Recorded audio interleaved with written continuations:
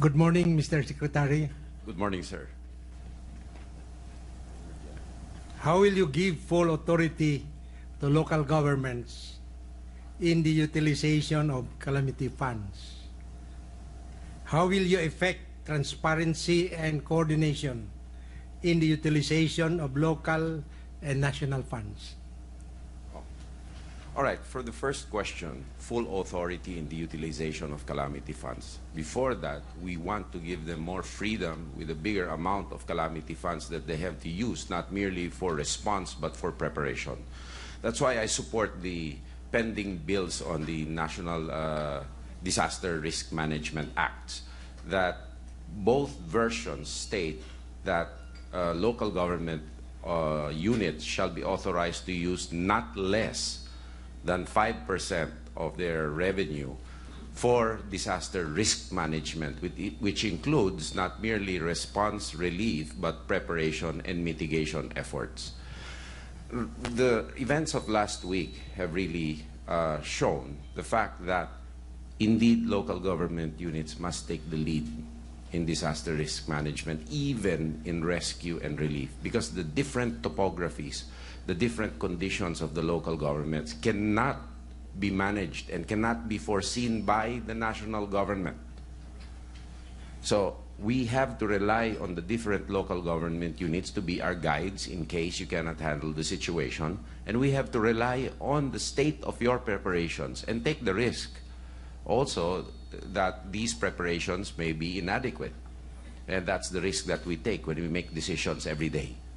So if at all, I am in full support that local government units take the lead. We can be guides by trying to build up your capacities by placing some sort of a rational framework or technical framework for decision making. We have partner agencies that do that too with us, the United Nations, OCHA, UNDA, and the rest. However, the most important thing is to give you the freedom and the leeway to use more funds for capacity building insofar as disaster risk management is concerned. And the law, the proposed law, which I support totally, will give that. Now, in transparency and accountability, we have several issues there. Number one is the performance scorecards, where national government or other independent agencies can audit us, which all of us undergo. But the most crucial thing is the alignment between national government incentives, national government directions, and local government directions. How do we complement and support each other? It's a more difficult matter in this country because we're an archipelago. We're multiracial, multicultural, multilingual, and multi-conditional. You know, our conditions, even in the island of Mindanao alone, you know, the islands in the southwest part of Mindanao have different needs and different issues than central Mindanao. Central Mindanao is a flood-prone area, and that is the #1 issue in disaster risk management and other things. While in eastern Mindanao, it's the Compostela Valley area which needs support because, you know, there are environmental issues and security issues. So the challenge is how to align. And how to align, first and foremost, is basic national infrastructure to get access to these communities. I think that's where the national comes. And support to local government units in the areas that show the initiative, show the initiative to build capacities for development.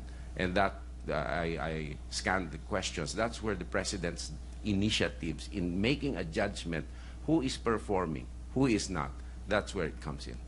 Thank you, Mr. Secretary. Thank you, sir. Thank you very much. Next would be a question from Luzon, led by Mayor Sonia Lorenzo. Yes. May I call on Mayor Roberto Agcawili of San Mateo, Isabela.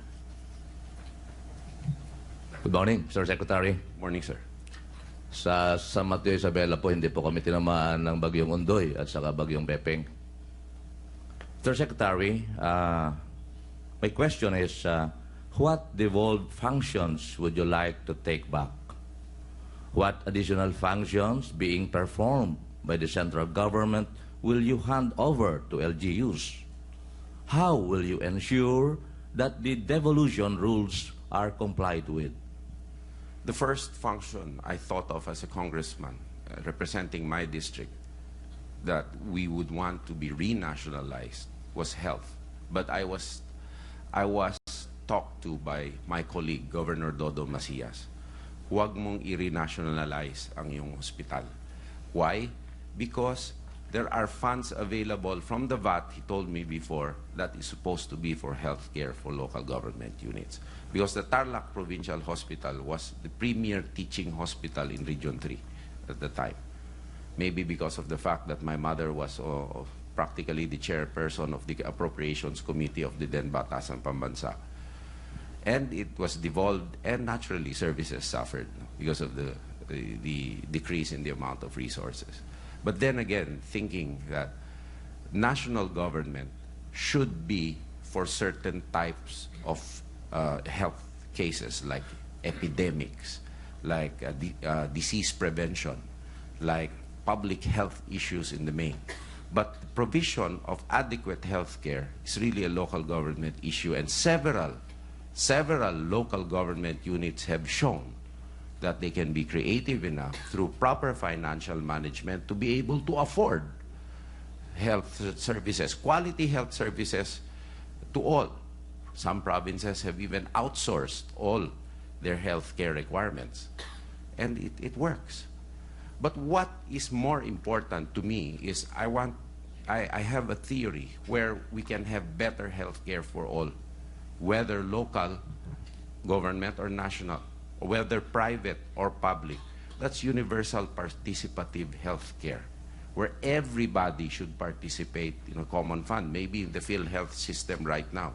So that rich, what's 200 pesos a month, you ask them, and they can pool into the fund, and the risk is spread.